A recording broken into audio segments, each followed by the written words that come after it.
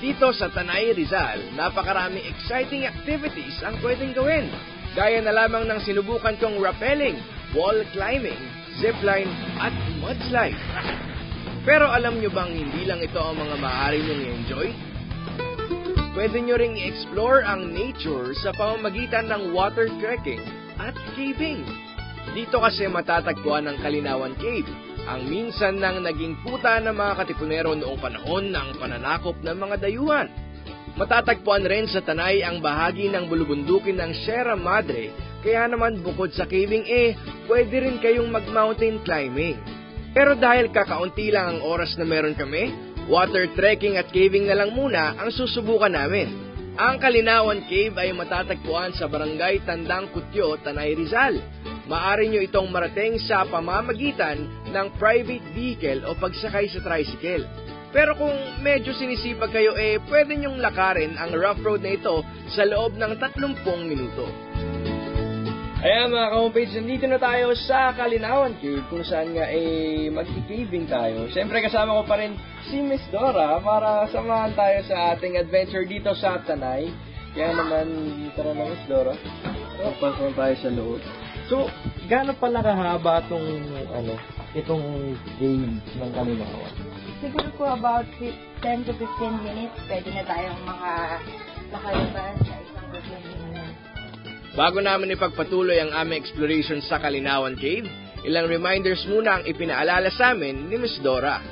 And ayan nga mga ka-homepage, nandito na tayo sa loob ng cave at i-orient na tayo ni Miss Dora kung ano nga ba yung mga dapat tandaan at iwasan sa pag-explore natin dito sa loob. Right, Miss Dora? Okay, so welcome po. Isa sa mga pinagmamalaki talaga ng Tanay Rizal is the Kalinawan Cave plus yung dalawang falls na meron kami dito. Medyo mahaba naman yung natin, 10 to 15 minutes yung trek natin inside the cave, yung spelunking natin inside the cave. Isang bagay lang na kailangan nating tandaan is yung pag-minimize ng boses inside the cave.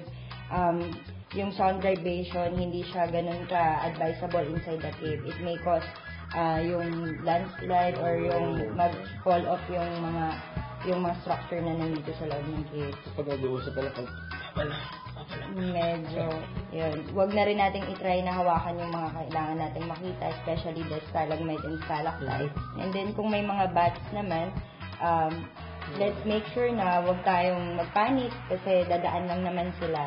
Hindi naman sila mga kung hindi rin sila. Yes.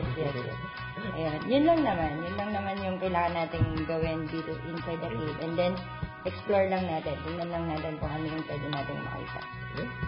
So, ready na tayo? Okay, let's go.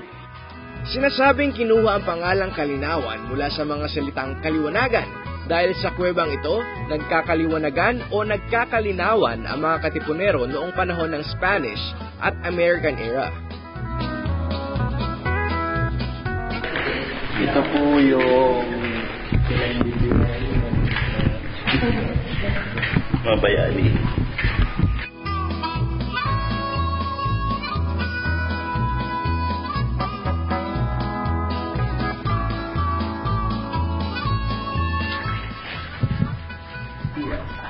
Wala namang mga ahas dito. So, sa lahat po usually ng mga cave, may mga possibility na meron silang mga wild animals. Yun nga alam ko, ang mga ahas naman po, hindi naman po sila actually, hindi sila present. Sa loob ng kuweba, makikita ang ilan-ilan pang mga stalactite at stalagmite na nabuo sa loob ng mahigit 100 years. Pero dahil kakaunti na lamang ang mga ito, kaya naman kinakailangan ng iba yung pag-iingat. Huwag itong hawakan dahil ang natural oil na mayroon sa human body ang siyang nakakasira sa mga stalactite at stalagmite. Kaya hindi mo alam kung saan lilitaw ka. Kaya kailangan talaga may flashlight kang dala kasi. Hindi mo alam kung may mahahawakan ka ba nagpupurong ka na. Tama.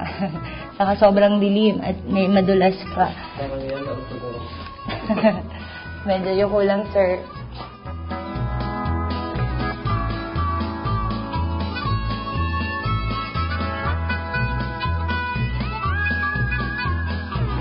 then ito po yung way na gagamitin po natin para at least hindi tayo masyadong mapalayo mula dun sa gusto nating mangyari na makababa tayo sa river at makapag-water trek to the falls. So ito yung long cut. Ito Yes, ito po. Ito naman, kung mag-refresh siya, makapag-stamp. Sige po.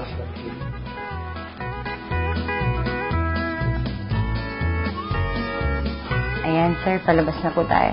Yay! Nakita ko na ang araw.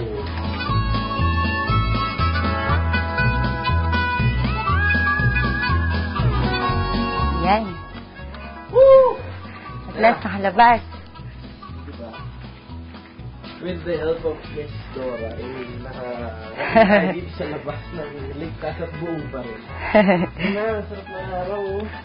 So, saan na banda yun? Pupuntahan na na. Pababa po tayo dyan sa Kakahuyan. May mga bangin, may mga matatarik na dadaanan hanggang marating natin yung body of water, yung river na papunta sa Daranac Falls. Matapos ang caving, medyo bitin pa kami sa aming nature tripping, kaya naman tinuloy-tuloy na naming mag-water trekking. Yeah! So, dito na tayo sa Tanay River. Pero sabi nga ni Miss Dora kanina, since mas pinala siya na Daranac River na. Sa barangay Tandang Kutyurin matatagpuan ang ilog na ito sa bahagi pa rin ng Bulubundukin sa Tanay Rizal. Medyo thrilling talaga dahil bato-bato ang daraanan mo at tatawirin mo rin ang iba't ibang lalim ng tubig na umaagos mula sa sapa. Sagot kayo po yung mga camera nyo.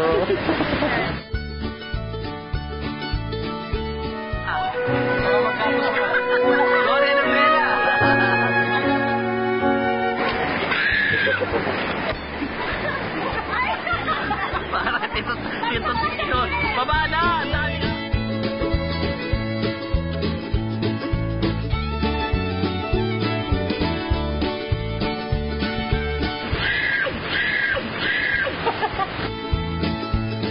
Reminders lang mga ka-homepage, ingat lang sa ganitong mga activities at mas mainam na may kasama kayong tour guide o facilitator na may kasanayan sa ganitong outdoor adventure. Konting lakad, tampisaw at muni-muni. Ay, solve na ako sa aking nature tripping! At yan ang aking Tanay adventure mga ka-homepage. Naku medyo nakakapagod pero worth it naman dahil medyo na-relax na rin ako. Kaya naman sa mga susunod ko pang adventure, samahan niyo ako muli. Dito lang yan sa homepage.